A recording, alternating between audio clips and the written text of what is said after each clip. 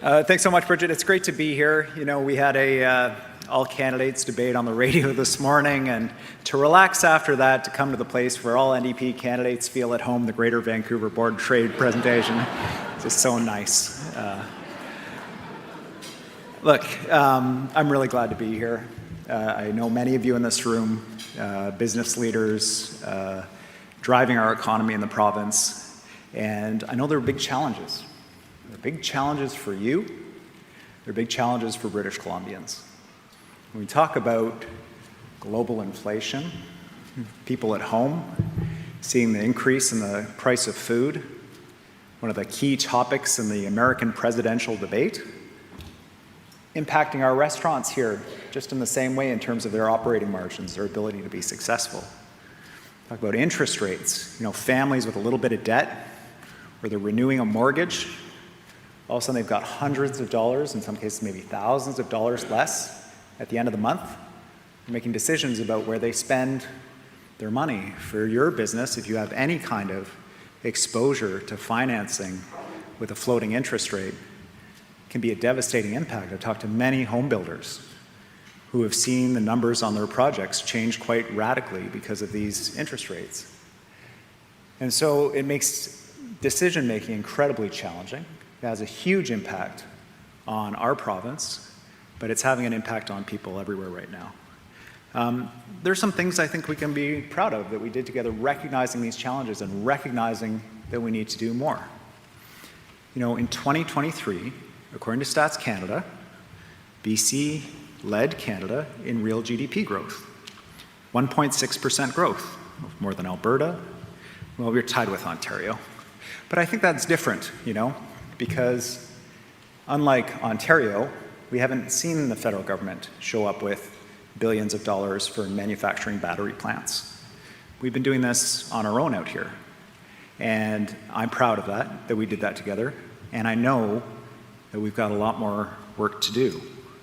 One of the stats I'm also proud of that we did together is both since the pandemic and since forming government as the NDP, we've led Canada among all of the big provinces in GDP growth. Now, you're like, big provinces, what about this? PEI beat us, okay? And I tease Dennis, the premier of PEI, you guys got a new factory that has a big impact on your numbers. I'm proud of that we did that together. But man, there's some big challenges out there. And so the question is right now, in terms of government, how do we ensure the growth? How do we ensure in this difficult and challenging time that not only is the business community seeing growth, but people? If it's not real in the lives of people, if they're strained for cash, if they're struggling to cover the bills, if they can't find a decent place to live, then it's not an economy that works for our province. And that's where we are staying focused. You have seen our commitments and our work and our announcements, I'm sure, in relation to housing. I believe really strongly the provincial government has a role to play in delivering affordable housing for people. Getting the red tape out of the way so we can build 300,000 middle-income homes. These are homes for people who are starting businesses. These are homes for employees. This helps grow our economy. If you're a drywaller or a painter or a carpenter, these are jobs for companies big and small, transit-oriented development, financing for people to be able to get into the first home that they own. Being able to offer a home, 5,000 homes every year, partnering with the private sector, nonprofit sector, to build homes, projects that would have been stalled otherwise, that wouldn't be built, adding to supply at the same time as we're giving people a chance to get into housing at 40% below market. These are the kind of things that we need to be doing. And it's important to note the contrast. John Rustad has been very clear. He will not make the changes that deliver those 300,000 middle-income homes. He will put more red tape in the way of getting those homes built. He does not believe that the provincial government has a role to play in delivering more affordable housing for people. I disagree very strongly about that. I made an announcement about training. This is something where John and I agree. We need to train more people. We need to give people more opportunity. We're going to double the training spaces for British Columbians. And our records are different. We use the public sector infrastructure that we're building as an opportunity to train the next generation. All those projects that you saw, public sector infrastructure up on the board, those are all projects that were initiated by our government, and we need to do more. Traffic's a serious issue. Big challenges getting around. The infrastructure of our grandparents will no longer do for British Columbia. It doesn't matter if it's a hospital or a school. Our population is growing so fast. You know, I did hear about the people who are thinking about leaving British Columbia, and that's a huge anxiety. I want people to stay here. I want them to see a future for themselves here. But we added 300,000 people to our province in the last 2 years. We can't pretend that that didn't happen. We have to build schools. We have to hire teachers. We have to build hospitals. We have to hire healthcare workers. We have to do these things to respond, because if we don't, that's actually really bad for business. How do you attract employees to a province that's under such population growth strain and the government's not even responding, where you can't say, you're building the schools, the healthcare is going to be there for you. Government's responding to this. Now is not the time to pull back. Now is not the time to cut. People need support, and businesses need support. I say when we build this infrastructure, though, we're training people up. So take the Canada line when it was built by the previous administration, when they had 2 crews working side by side and a group of international workers who were paid $4 an hour. Instead of using that infrastructure as an opportunity to build up our province, skilled trades for the future, it was an opportunity to bring people in and exploit them. The government was sued, had to pay out millions of dollars in damages. That's not the way we build our province. That's not the way we build our people. I don't agree with that. We got to use this opportunity to build our province up. I think that when I look at what I saw on the board, what I saw from businesses and from people, they're not saying now is the time to pull back. They say, we want to see more from you. We want to see you deliver more. We want to see you build more housing. We want to see you find other ways to support business. It's a really hard time for us. And the commitment that we're making is we'll be there. You know, when we face these hard problems together and we take them on together and we don't find ways to divide each other, and instead we work on these problems together, we'll be successful. First of all, supporting British Columbians. A middle-income tax cut. You know, when you think about all of the businesses across the province who are dependent on whether or not people have a few bucks in their pocket to go out for dinner, to buy something locally, to spend a little bit extra, that immediate support for people is an immediate support for businesses across the province. $500 for an individual taxpayer, an average of $1,000 per household, available immediately. Not like John's proposal, which is for 2029. It's not for $3,000, certainly not for $3,000 a month. And that immediate relief for people means they're going to be able to be out and supporting businesses right away. A carbon tax, I know, is a challenge for a number of businesses, for a number of people. It's been an important tool for the province to drive down emissions, but also at a time when our economy is growing, it's been a successful tool. But 2024 is not 2017. People are feeling that strain. I don't want people to have to choose between climate action and affordability.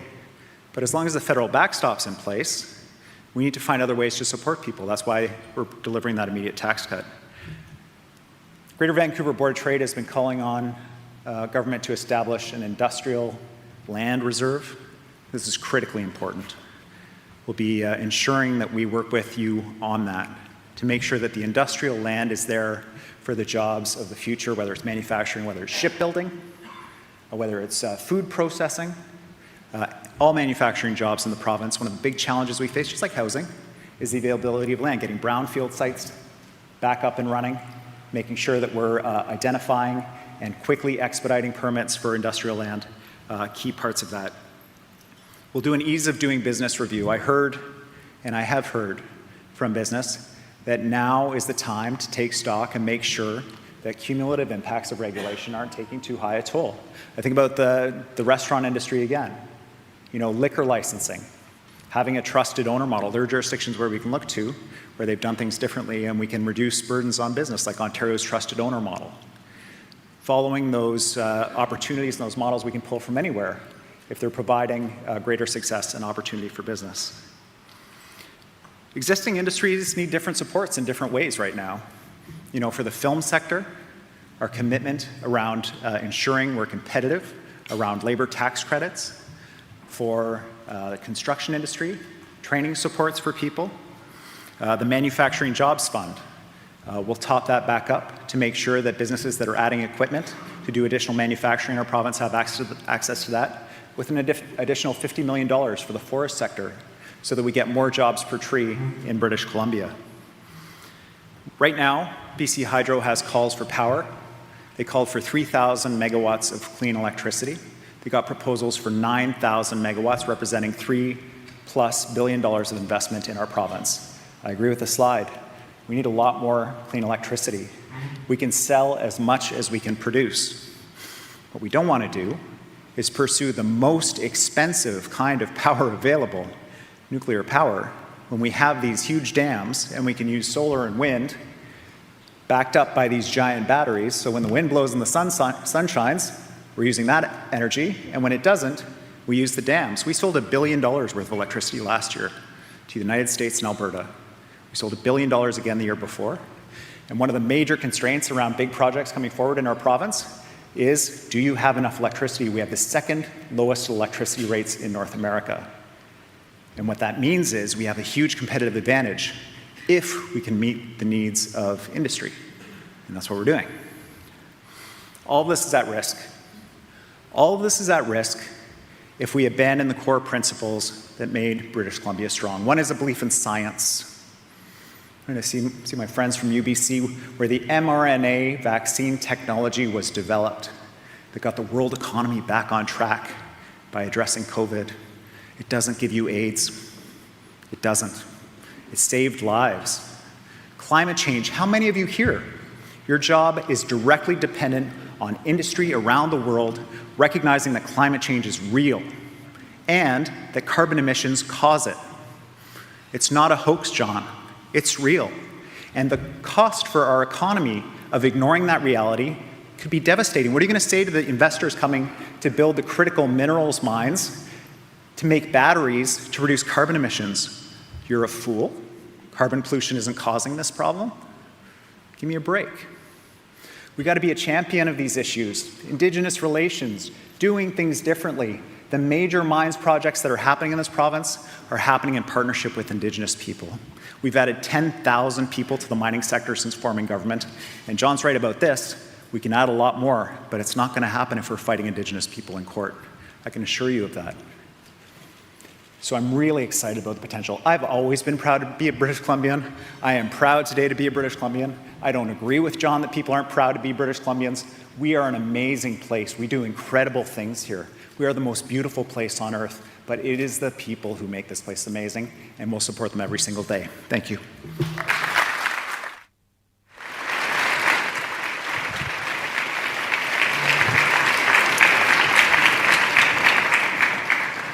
Thank you very much, and people are already putting their questions into Slido, but let's start on the economy. And I would say in the time that you have been Premier and previous John Horgan as Premier, there's been a lot of focus on affordability and some initiatives taken around improving affordability for families and for individuals, but not the kind of focus on economic growth that the business community has been calling for. So you saw the survey results, and there is a large majority of the business community calling for a bold economic vision. So how do you show the business community that British Columbia is open for business? Yeah, I think, first of all, the pressures on business in British Columbia are huge. We're a small export-dependent economy. And so when the global economy slows, when interest rates are high, it can be really devastating for many BC businesses. When resource prices fall, as they are right now, I mean, timber is down by more than 50% in just the last 2 years. And then 11% duties at the border because of the Americans. This has a devastating impact on industry. So finding those ways to support those sectors in ways that they need, and understanding that each sector has its own particular needs and challenges is critical. It's about having an open door, meeting with business and identifying those issues and addressing them head on. Maybe you could clarify and explain more what the ease of doing business review is. What does that look like? Well, I think that it would be best if we co-designed it in terms of the metrics that we're going to use. The World Bank has an ease of doing business review, which is good on the international stage. I think there are some pieces that we could pull from that. But in terms of a BC-specific model, what are we looking at in terms of what businesses would expect, where their challenges are, where their delays are? So, for example, in the mining sector, one of the key things we heard from them is we want to see fixed timelines for permits. We want to know. So it's great that you've reduced permit times, and we have by about 30%, but actually, we can't have it be open-ended. We need to know, when are we going to get an answer? When is the determination? When are we moving on to ensure that we have predictability? And so that may be an issue that is shared by many different industries, for example, and that metric of fixed permit times could be a metric for us about the ease of doing business review. So it would be co-developed, but the commitment is to ensure that, that the barriers that are in place are unavoidable. We have to ensure that water is protected, or we have to ensure that a particular issue around community safety is protected, not that they're created inadvertently by regulation that's overly problematic. And you've heard very clearly that the cost of doing business is too high. So on that list around the ease of doing business, would that include costs, particular taxes or fees that businesses are dealing with right now? Yeah, I think there are some costs where there's an expectation that the business carries some of the weight. So when we're talking about the development sector, the growth covers some of the cost of infrastructure that's related to that growth. I think that's an expectation. But then there are costs that are unnecessary, costs of financing, for example. While there's a process going on with government that we might be able to have the process happen concurrently with the start of construction to reduce that financing obligation that a company may have. So yes, cost of doing business, absolutely. And the cost of starting a new business or these other pieces, or resolving a dispute with a commercial landlord or these other pieces, maybe there are other aspects that are priorities for the business community. For me, it's about making sure that we're listening, and then when we identify the shared problem, that we go after it and address it. You made a pretty significant announcement around the tax cut for the average family, about $1,000 or so. And so we've done some of the costing. It looks to be about $1.5 billion.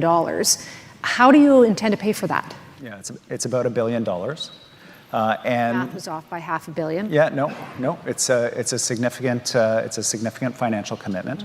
Right now, we're seeing that people are really struggling, and they need that additional support to get through.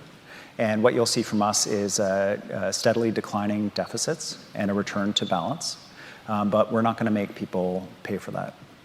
So where will that revenue come from if it's just over $1 billion then to make up for that? Well, we'll continue to grow the economy to make sure that we're showing growth that increases overall financial support for the province, which enables us to do work like this. But also, over time, as you see revenue come on from different initiatives that we're bringing forward around economic development, we're showing both declining deficits as well as a return to balance. I do want to talk about the deficit. We saw that 78% of the people who responded to our survey was wanting urgent action to address the deficit. And in fact, if we look at Standard & Poor's, there's a downgrade on our credit rating. And I think this is important for people to hear. The direct quote is that BC's fiscal performance will materially deteriorate in the next 2 years, and the budget will be the weakest of our peers, both domestically and internationally.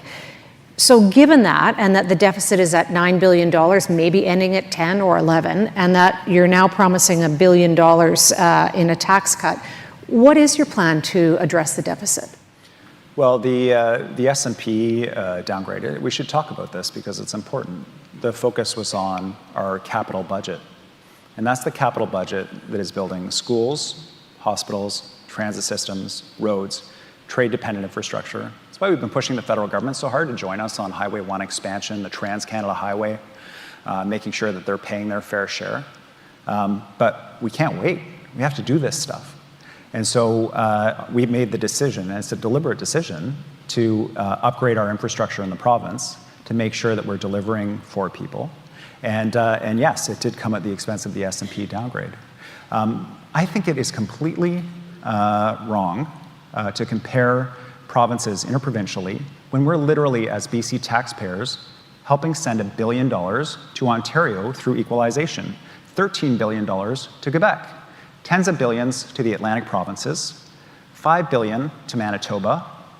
Like, if we saw even a small share of what other provinces see in terms of federal transfers, our fiscal picture would be very different. You have been very vocal on that. Well, it can't be dismissed because we're regularly compared with other provinces.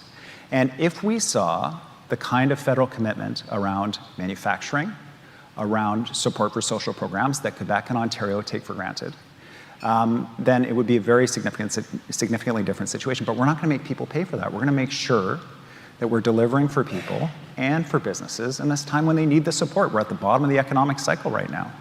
And so now's not the time to cut. Now's not the time to cut healthcare or capital programs that build the things that we need to be as successful as a province. And you have been very vocal in Ottawa about this, but I want to bring you back to the deficit. How long do you think it will take to balance the budget? We'll balance over time. We'll have declining deficits. My hope is that we see the global economy return, resource prices return, and that we see that. But we'll ensure that we're responsive to conditions going forward, but we're not going to make people pay for it.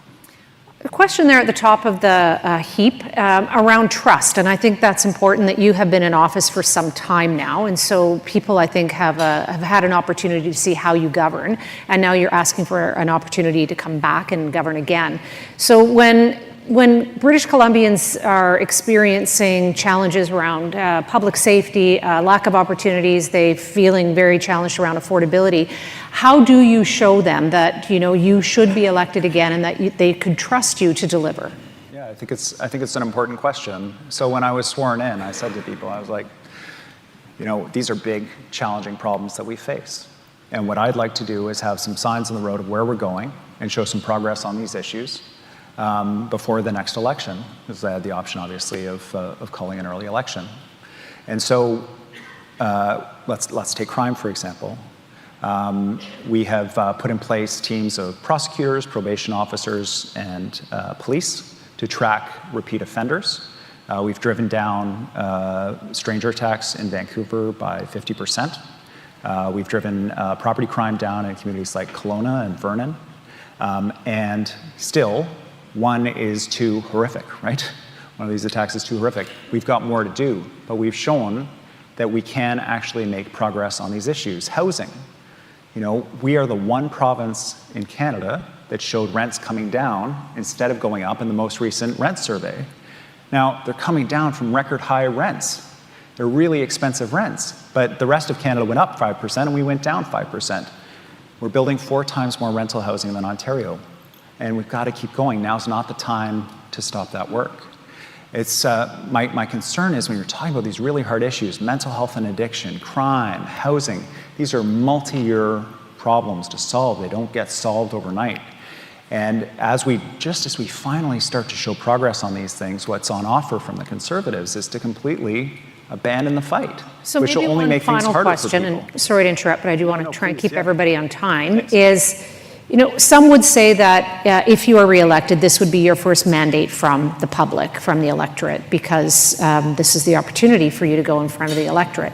So given you're talking about the multi-years that it takes to make change, can this community, the business community, expect bigger, bolder changes? And what would that look like, and what should we expect from an elected EB government? So the key pieces of concern from British Columbians, let's take healthcare. Our projection is by the end of 2025, with the agreement that we've reached with Doctors of BC, we will have eliminated the wait list on the Health Connect registry for people accessing a family doctor. We've connected 250,000 people in the last year so far. That rate is accelerating, and we expect it to continue to pick up. The new medical school will be open. We'll have fast-tracked doctor and nurse international credential recognition, addressing this really stubborn problem of emergency room closures in rural and remote parts of the province. That's health. On housing, we'll have rolled out a brand new program. But can this community expect a vast different kind of EB government? Well, absolutely. Well, I mean, certainly, this is the situation in 2024. I believe that there's opportunity for us to build on our success in reducing permit times. We reduced them by 30%. I think we can do a lot more. So on permits, yes. In terms of trades training, double the number of apprentices to make sure people have access to the skilled workers that they need. In terms of social supports like healthcare and education, building the schools and the hospitals, and getting those doctors, nurses, and teachers in place. The infrastructure projects that we're rolling out to reduce traffic, Highway 1 expansion, Surrey Langley SkyTrain, Broadway Subway, will be opening up and easing some of those. And we'll have a commitment to work with the business community on that ease of doing business piece to make sure that we're competitive as a province, both nationally and internationally as well. And so, yes, I do think that there's a lot of work for us to do together. I look forward to it. Thank you very much. Thanks, Bridgitte.